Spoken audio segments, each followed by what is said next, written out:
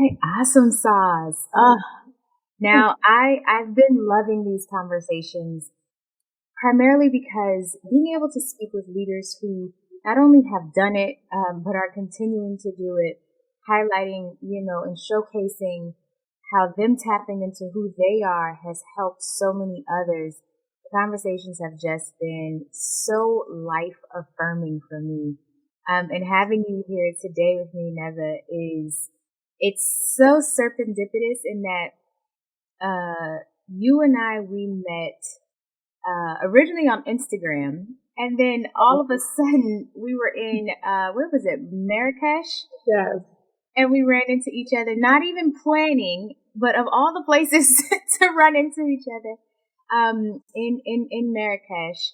And from there, it's just blossomed and grown into what I believe is a really, really beautiful relationship.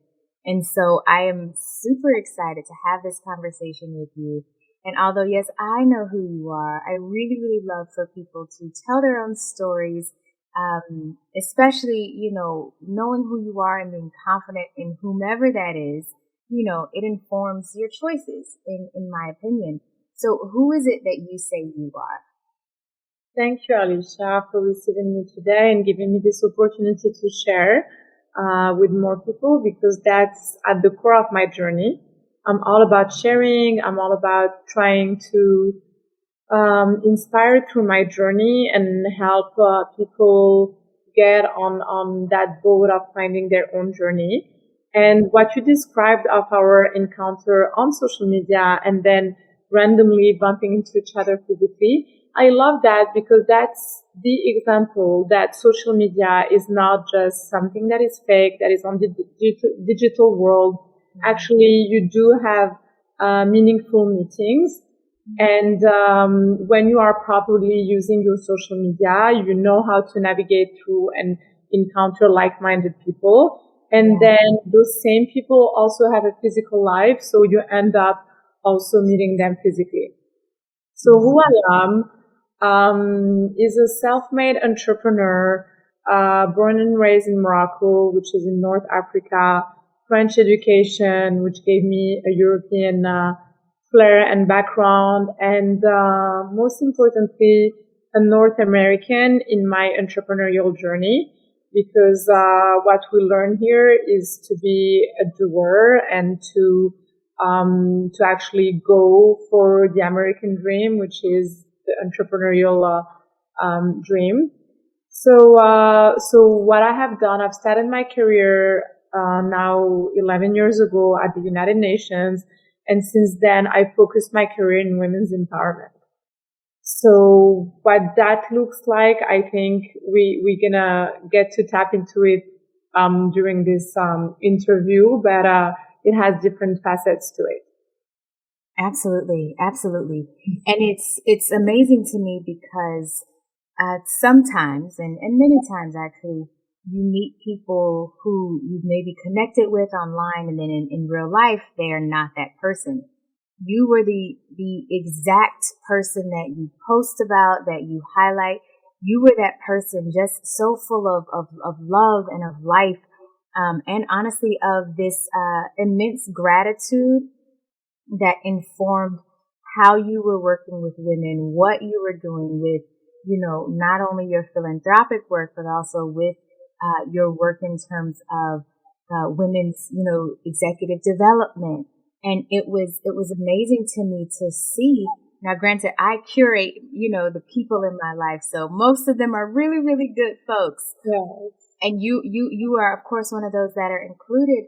But what would you say if you had to sum up like your personal life's mission? Because you've done so much, especially, like I said, in helping women to figure out who they are, to build businesses, and to grow. So if you had to like sum up your personal life's mission in like one sentence, what would it be? Well, my life mission is I see potential in women, and I've seen potential since a long time ago. And what I want is to help them develop their skills in business and personal growth. So yes, the personal is at the core of everything. But I also saw about 10 years ago that the empowerment of women will also go through them being financially independent. So their business development is key and important for them to be able to have the freedom to make the right choices for themselves. Absolutely. That freedom of choice is something that truly is powerful and impactful. Because when I was married the first time, my ex-husband, he used money to say, okay, well, if you stay, I'll continue to take care of the bills and I'll continue to take care of everything. But if you leave, you'll have to figure it out yourself. Yes. And that's, and knowing you, Alechia, you left. Okay. So did I, but the problem is the majority of women will stay. And that's a reality because it's not an easy choice to make, so we are the happy few that have that boldness in us that our freedom is more important than anything, no matter what the cost, because we also realize over time that actually having your own energy, positive energy, and having your freedom will make you win over time, even financially. But the majority of women cannot see that or do not have that courage at that time. And so no one wants to stay in a relationship that is not at their level or harmful. But unfortunately, a lot of women still have to make that choice to stay because they have no financial independence. Yeah. And that honestly too it's not just in relationships, it's in jobs too. Like for many women, you're in positions, and in organizations where you don't feel fulfilled, you don't feel supported, there is no level of growth, but you stay because you're being paid, And so when it comes to kind of what you've done in terms of, women and their development, what is it that has been your focus in ensuring that, or what do you believe women should absolutely know just to start when it comes to developing them professionally? What do you think is the most important aspect or place to start? Sure. Identifying our potential, defining our goals. I feel that it's something where women lack that definition, and then developing your skills to get there. But the thing that women have, and this is the first thing that I have perceived, and it's been there, for centuries. Women have a lot of inner power, and women put a lot of efforts in succeeding something, much more than men. And so they have that power, they put the time in it, but it's just that lack of definition of like goal after goal, and then aligning that to the proper skills to get there. And I'll give you an example where that became so clear in my mind. I was doing work for the World Food Program. I was in Mozambique, and I was visiting the cooperative of women in the rural parts of Mozambique, where they were grouped as a group. They were sharing agricultural tools, and they were all producing pineapples. And so these women were putting so much effort into the production, and they were happy. They were not seeing that they were not generating the revenues, because they were generating revenues, but not, profits. But they were not complaining about it, because for them, just working that 12 hours a day and succeeding in producing something, was enough for them. But I was seeing the broader potential. I was seeing that all the efforts that they were putting were not, solving their financial situation. They were poor women, and they were, of course, giving back to their community. This is what's amazing about women, is that the living they make, they give back to their community. They're leaders in their community. They're the mothers of the next generation. And all I wanted for these women is to make much more profit, because they had all the skills, all the leadership skills to be the leaders of the community. So imagine if we gave them more power, financial power, to actually do more good. And that's when, after those missions, I created the Meshat Foundation and started creating a program to help women develop as successful micro entrepreneurs. And so that was one of my first projects.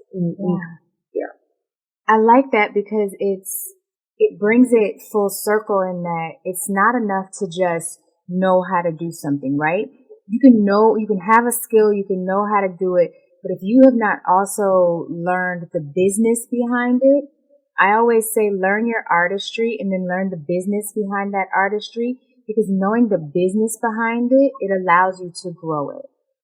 Yes. So whether it's your own, business, or whether it's getting into an organization, as soon as you get in, survey the land, take a look around, take a step back and ask yourself, where can I have the most impact here?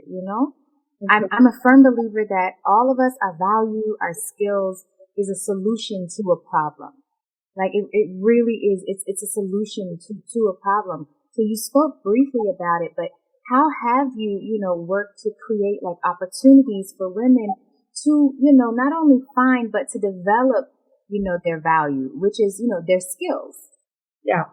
I think skills development should be continuous. So we learn to develop it in school, but sometimes we forget to keep developing out of school. So my own journey, and I think what made me an empowered woman and successful at what I'm doing, is that I'm curious, I'm a learner, and I will always go and seek learning through my networking, learning from others, learning from new industries that can be, for instance, just a client. Let's say that I'm helping a corporation in their marketing strategy because, it creates a bridge with the women from my network that I want to serve. But let's say that industry is in IT, okay, which is not an industry that I've been personally evolving in. But I'm going to use that occasion to actually deep dive into that industry. And it will serve me after to get more clients in that industry. And we're through the digitalizations, we are in such a world that is so united, and we're seeing it through things like a pandemic and how, it right away. But the pandemic is just an example of so many pandemics and trends that happen at so many levels. Whatever touches one industry will have an impact on the other one. So to keep learning, it's very important. And to get access, to pay for training. Training is an investment. If you're doing it, if you know exactly where you're heading and you feel that it's a tool that will make you better at what you're doing and where you're heading, then it's an investment. Yes. And it's a smart investment too, because no matter what you do in life or where you go, you always take what you've learned and what you know.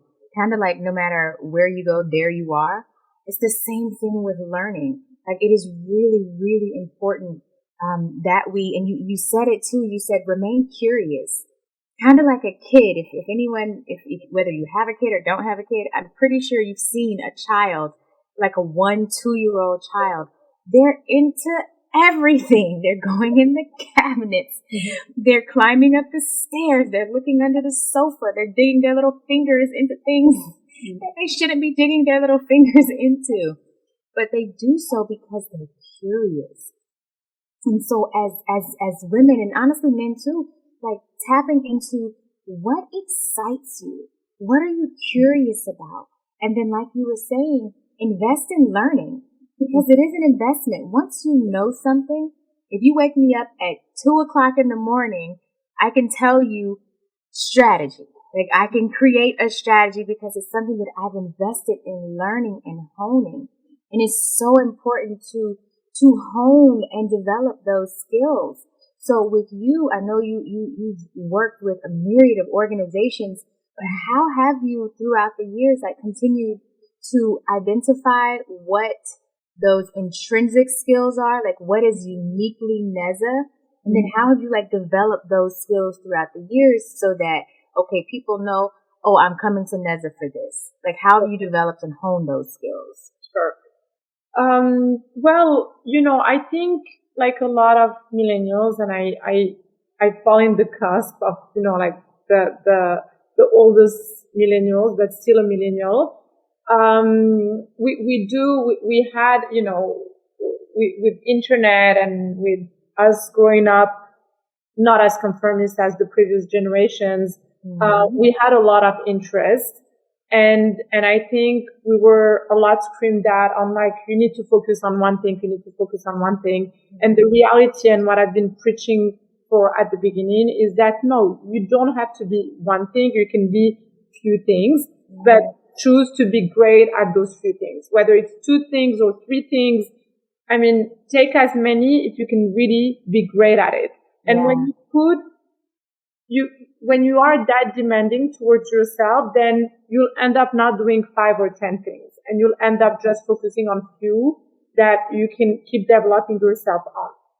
Okay. So I realized that when I started my journey, which is, so 10 years ago, I did the United Nations and then been like really awarded, trained to focus on women's empowerment. But even before that, at the age of 24, when I became an entrepreneur, I brought brands, US brands to Morocco that I developed in Morocco, which were Steve Madden, women's shoes, Carter's and Oshkosh, like babies for clothes, clothes for babies. And so I was always developing products and services that I was focused. So that became one of my expertise. Then my second expertise is that I was always a great communicator in every one of my projects, whether it was a foundation work, which is like a nonprofit work, that I would always, like create the right communication tools to be able to share the impact, inspire others, get funds, get partners. So, or whether it was other type of initiatives that were in partnerships with corporations.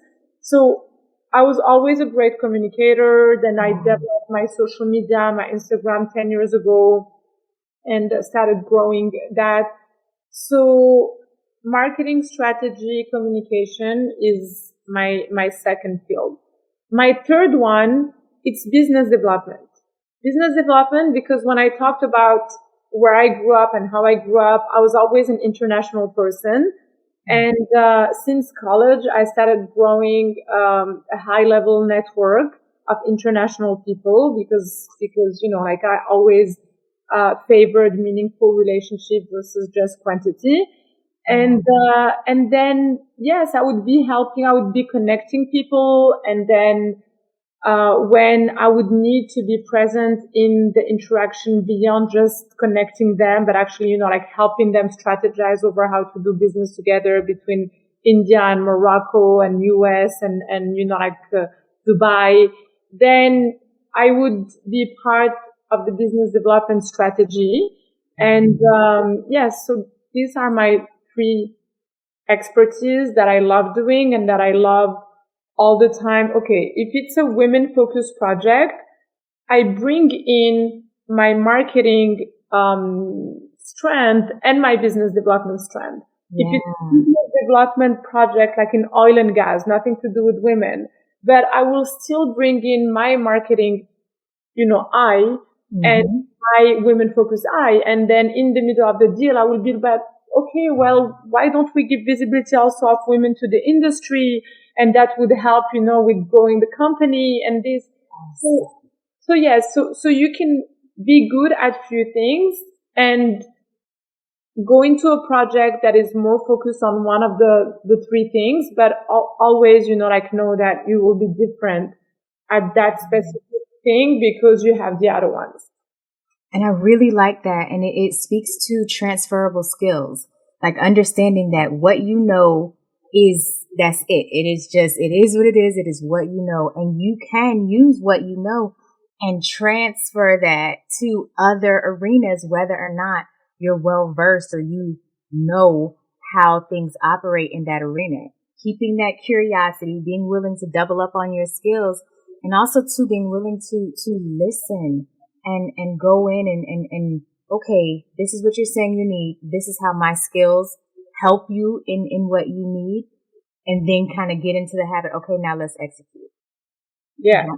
Don't look so long that analysis by paralysis, where all you've done is looked and you've analyzed. It's like, okay, so when are we going to move?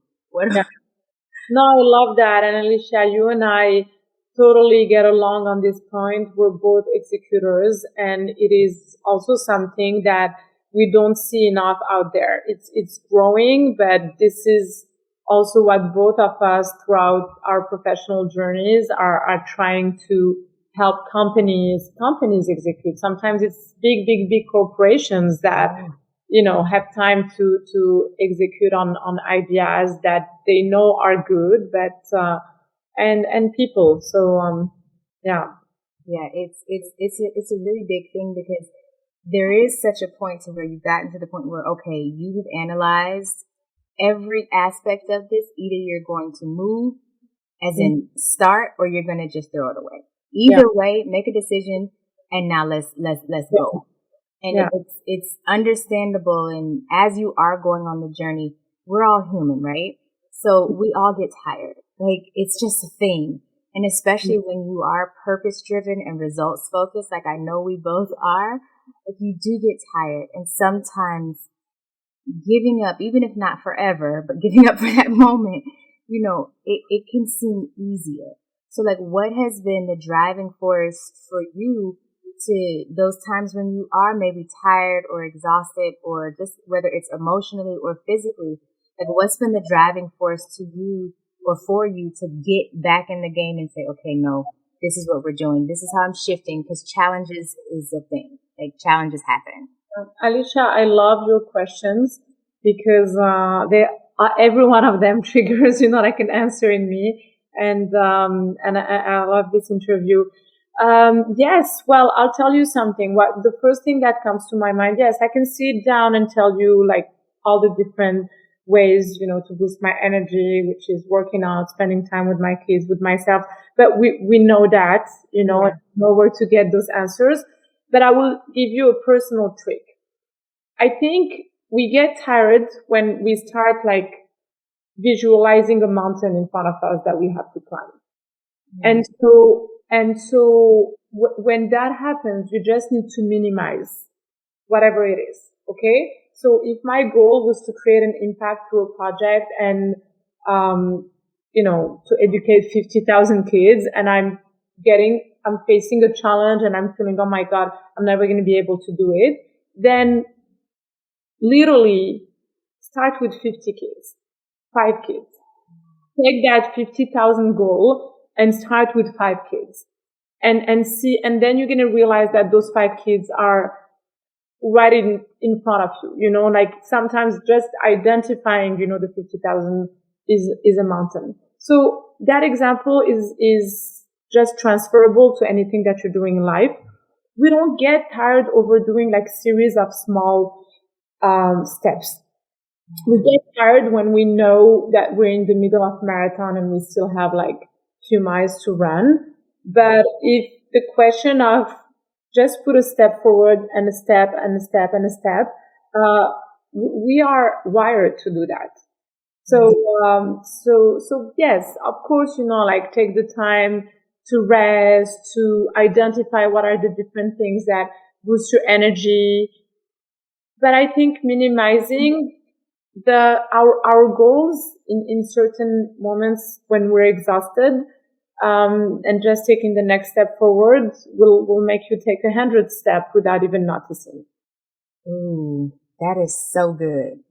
Oh my goodness, that is so good. And it's so true too, because if you do look at the big mountain, you are going to get tired, because you're looking at this huge mountain of things that you have to do, that you have to work on, that has to get done. And so before even starting, you're exhausted. Like, totally, because you know what it is to climb a mountain. You know what a mountain is. So your brain is emotionally exhausted from past mountains that you have climbed in your life. Yeah. And it's so funny too that you just said your brain is exhausted, because it immediately goes back to past troubles, because we're humans, and so we pattern match. Totally. and we're like, oh, this looks like what I experienced before. Oh no. Exactly. Or what I have seen someone experience, or what my friends told me that they experienced. We're all, our brain is full of unconscious memories that we're not even aware of. So we need, and our brain is our biggest tool. And you see it, even someone who's physically running a marathon, it's their brain who is taking them through it. So we need to know how to collaborate with our brain. Ooh, yes. It's so funny that you say we need to learn how to collaborate with our brain too. Like this, I'm getting chills in this interview. This is so good. But I always have thought, like, they don't declare your body dead until your brain dies. Yeah. Like, once the brain is dead, that's when they declare the body being dead. Exactly. Your other organs can shut down and they're like, nope, still alive. There's still brain waves. We can make this, we can regenerate. We can make this thing work. But the moment that your brain goes, your body is dead. So when you just said collaborate with your brain, it's to keep your mind alive. It's to figure out what excites it, like what piques your interest, that it goes back to that being curious, that curiosity. Like, how are you going to honor what your brain needs and work in partnership with it? Don't treat it as if it's an enemy, like to work together with it. So I always love this, especially when it comes to women empowerment and the development for women. It honestly is teaching women how to communicate. And you said it earlier too, communicate. Like, for many of us, and by many of us, I'm going to talk about myself. I would expect people to know what I wanted simply because we were in the same vicinity. And that's not fair. It's not fair. We'll go into, and I'm saying we, but I'm including me too, but women and me too, and even some men, but usually men, they're more go-getter. They go into the organization, they're like, no, I want this VP job. I want this. This is how much I want to get paid for it. Who cares if I have the experience for it? Not, yes. Who cares? This is what I want. For women, we will again, oh, well, I need to know this, know this, know this, know this before I even try to go after it, right? And so how do you teach women how to honor themselves and communicate their needs when they're looking to excel professionally? Like, how do you do that? What does that look like? Sure. Okay. And I'll tell you that I consider myself a great communicator. I have 1.9 million on my social media.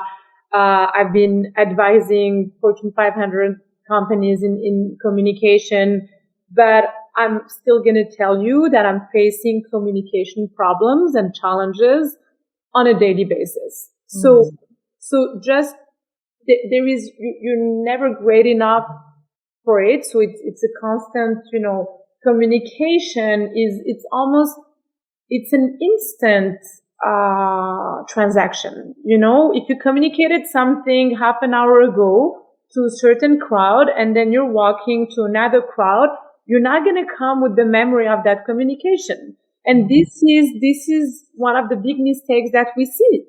If people said something here, and so let's say you have 100 people in front of you and you communicated something, and then one of them comes to you half an hour later and asks you a question where you thought that you gave the answer about 30 minutes ago. So, and then you get irritated and you're like, oh, but I don't understand why. And so I tell you, because my team gets irritated sometimes about, oh, but we communicated. I don't care. If the person didn't hear it or didn't understand it, that means we didn't set it up. It doesn't count. Exactly. So this is what communication is you're spreading a message. Some people will pick it up, some won't pick it up, and sometimes it's just hearing, their mind was not there, or their mind is not enough prepped for that level of communication that you gave. So you need to be humble about communication. And there is, like a thing that says, say what you're going to say what you said. So this is already, that tells you that you need to repeat 2 times. Yeah. something that you're going to say. Then there is another rule that says that for someone to pick up and act on, like buying something, for instance, or they need to have 7 reminders of it. So, which is, okay, I read it in the media, and then I saw it in a billboard, then I saw it on social media, then I went to the supermarket and there was a tasting. So you need those 7 different reminders to actually act on it. So this is the reality of the human brain, and you're facing billions of human brains in your daily communication, because anything that you're doing is communication to business and so on. So you need to be humble about it. You need to be very patient about it, and you need to never presume that the other one knows. So always, and so this is the humility. It's starting from scratch all the time, and understanding that you have new people and so you'd rather have someone that says, yeah, I know, I saw the communication about you, I know what you're doing, than have someone else that doesn't understand what you're doing and, still not understand it because you didn't make that effort to explain to them. I really like that. And it goes back to advocating for yourself, which means you will have to repeat it. And it means you'll have to do your research. Exactly. That's so good. So then, and I always I'm a practical steps type of person. Like, I never really understood parables. I like practical steps. Like, okay, so what are we doing? Step 1, step 2, all right, and go. That's for me how I execute so well, because I will look at the big vision and then break it down, because I believe the best way to eat an elephant is a piece at a time. Yeah. And the elephant is that, massive dream goal. It's that mountain that you were referring to. Break it down, because when it's too large, you're already exhausted, because your mind pattern matches to when you had to do something else that was really, really large. So what do you believe is the best way for women, honestly, and for men too, to leverage their value, which is that intrinsic skill, and that learning and development, like developing those, that learning and development opportunity to excel in their careers? What does that even look like?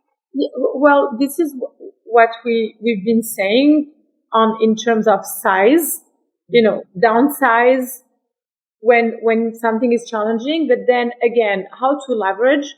It's take it 1 month at a time, take it 1 quarter at a time. So with your own communication, it's not, I'm not going to pitch myself in 2 minutes if I want to pitch who I have been for 39 years and who I'm going to be for the next 40 years. Okay. So it's who am I today, and what am I bringing to the industry or to the world in the next 3 months? Let's focus on that. And whenever I'm meeting in an elevator, like in a meeting, in, an interview, it's who am I, for people to understand who I am today. So so that's, I think, another good advice in terms of, and people get lost because they've achieved a lot and they have a lot of potential. And so sometimes someone who has much less potential than you, I'm an accountant. It takes a minute. You get it, I get it. Oh, great, I need an accountant. Okay, well, he's doing more business than you are because he's an accountant, and he could say it in 1 word. Yeah. So when we have much more potential, so what I'm saying is that you don't have to have one of those classical jobs, where you've been one thing and recognized over 1 word, but label yourself for who you are today and the next 3 months. I love that. And bring it back to when you're communicating, we have to look at what does the other person need, or what's most important for them in this next season or in these next 3 months.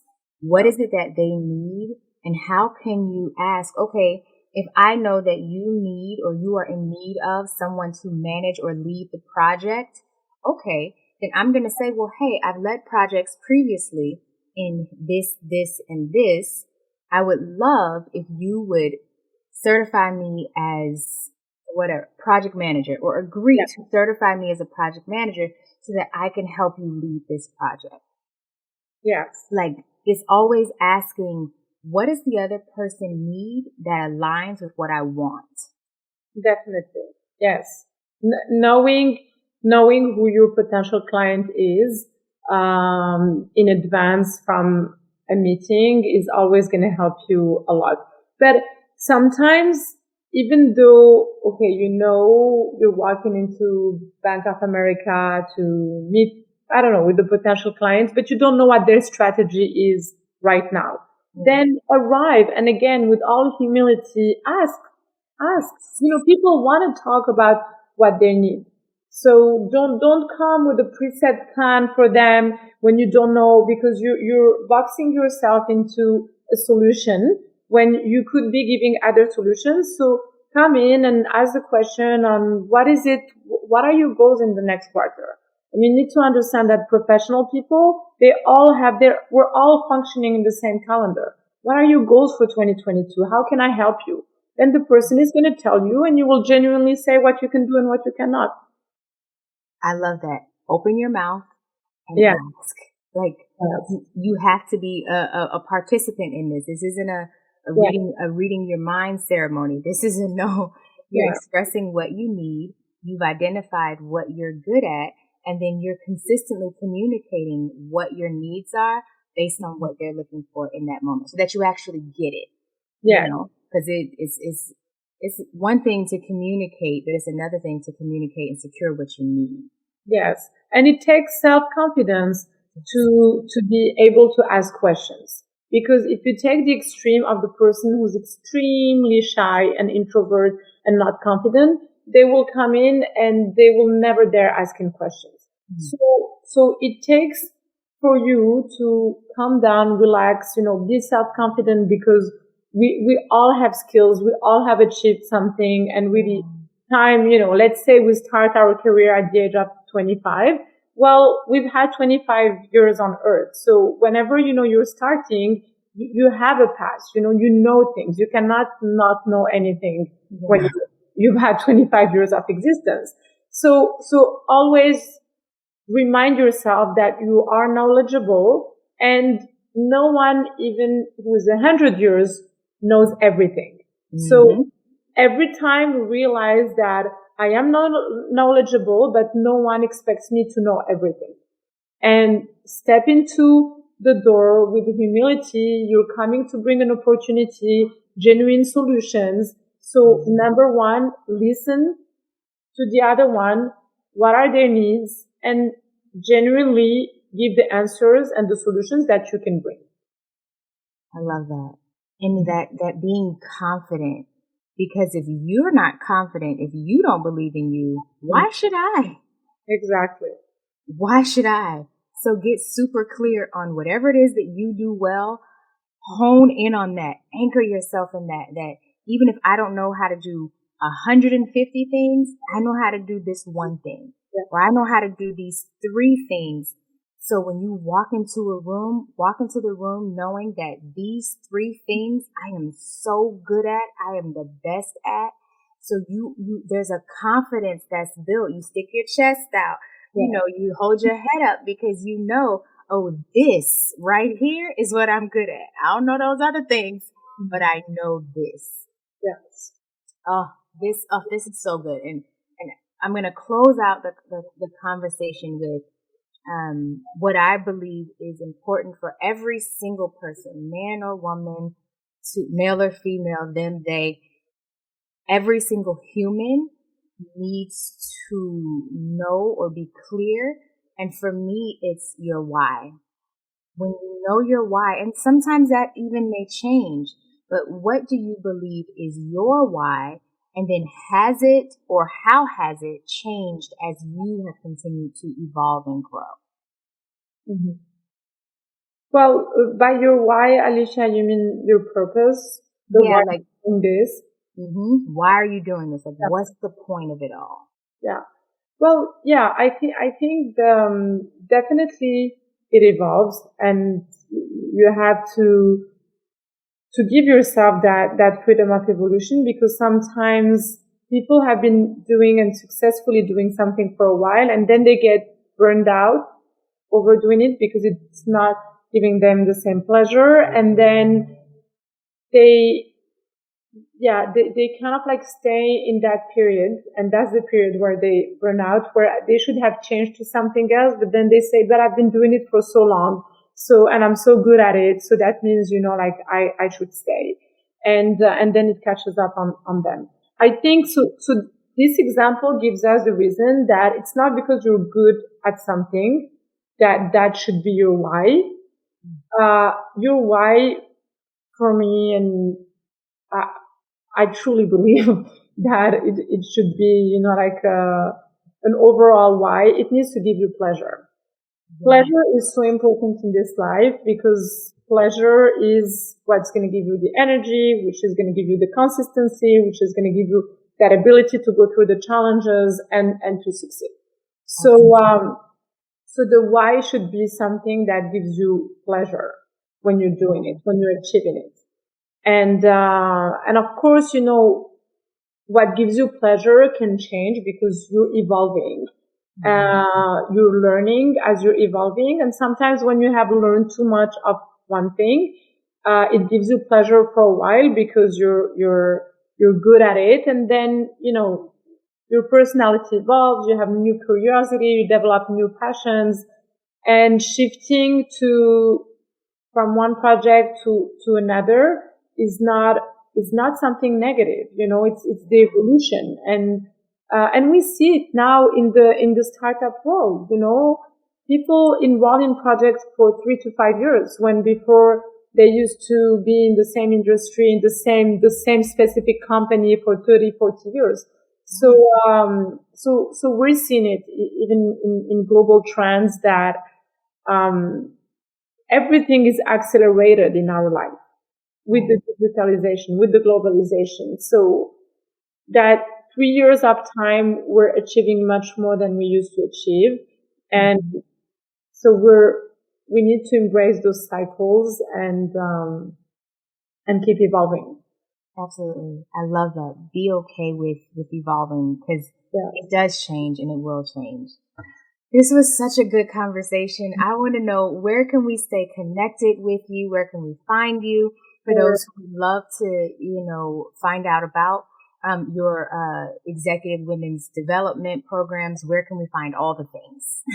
Well, okay. I'm going to seem shallow, but my Instagram stays, like the most, like a common and reachable place where you can find me, which is Meshad Women. So my name is Nezha Alaoui, but my Instagram is Meshad Women, because Meshad is my company from the first syllabus of the names of my 2 daughters. And so Meshad Women on my Instagram, Nezha Alaoui on my LinkedIn, and then Women Choice, which is womenchoice.org. It's the website where you can find all the information about our programs, memberships, and how to take part in the ecosystem that we offer. Thank you so much. I love it. Thank you so much. And by the way, it is not shallow. Social media literally helps people learn. I want to know, if I want to know about your personality, I'm going to go to your Insta. No, nothing wrong with that. There is a lot to share there. Exactly. Thank you so much. And I hope you enjoy the rest of your day. I cannot wait until this episode releases. I will definitely remember some of those key points, especially with, work in tandem with your brain. That for me is gold. And so again, I thank you for your time, for your energy, and for your words of wisdom. I look forward to seeing you soon. Thank you. Bye.